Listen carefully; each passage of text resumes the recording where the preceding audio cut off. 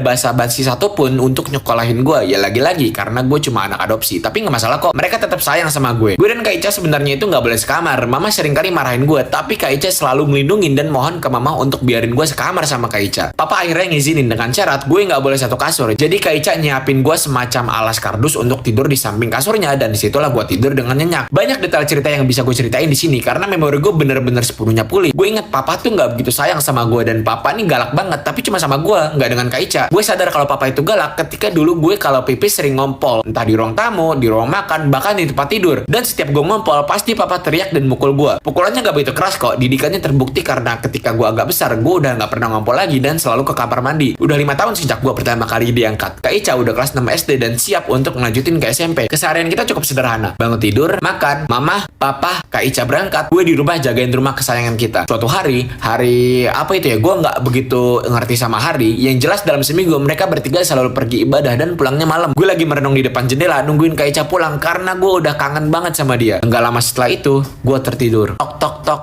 Suara mama, papa, dan Kak Ica pulang. Gue lari ke pintu depan, terus Kak Ica meluk gue dengan erat. Aku kangen banget sama kamu. Pasti kamu tidurnya nyenyak ya. Tadi aku lihat dari jendela. Gue cuma nganggukin kepala sambil mama elus-elus kepala gue. Kak Ica ke ruang tamu dan nyetel TV. Gue lari dan ikut duduk di sampingnya. Ica itu anak yang unik menurut gue ya. Gak kayak anak cewek seumuran lainnya yang suka nonton kartun. Kak Ica lebih suka nonton channel-channel hewan dan alam liar gitu. National Geographic ya namanya. Ya gak masalah sih buat gue. Gue juga suka kok channel kayak gitu. Bahkan ya emang cuma channel-channel kayak gitu aja yang buat menarik perhatian gue. Waktu itu udah jam 9 malam dan udah cukup larut untuk anak-anak seumuran kita masih nonton TV. Mama datang dan nyuruh tidur. Ica, matiin TV-nya terus tidur. Kamu juga. Mama nunjuk ke arah gue. Kak Ica jalan ke kamar. Gue ngikutin dari belakang. Entah kenapa malam itu gue ngerasa ada sesuatu yang bener-bener aneh gitu. Sekilas gue ngerasa ada yang merhatiin gue dari jendela. Gue nggak bisa mastiin apa itu benar atau cuma perasaan, tapi gue yakin itu nyata. Kak Ica tidur dan gue juga udah ngantuk lagi.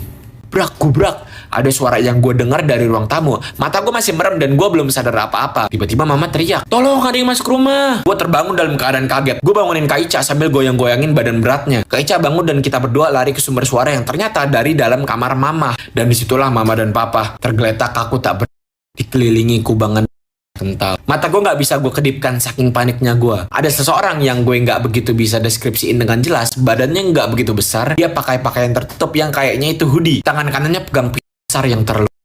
Orang itu berbalik badan menghadap ke arah gue dan Kak Ica. Sosok itu ternyata perempuan. Wajahnya gak begitu asing di mata gue, tapi itu gak penting. Tatapan matanya tajam, seakan penuh amarah dan dendam.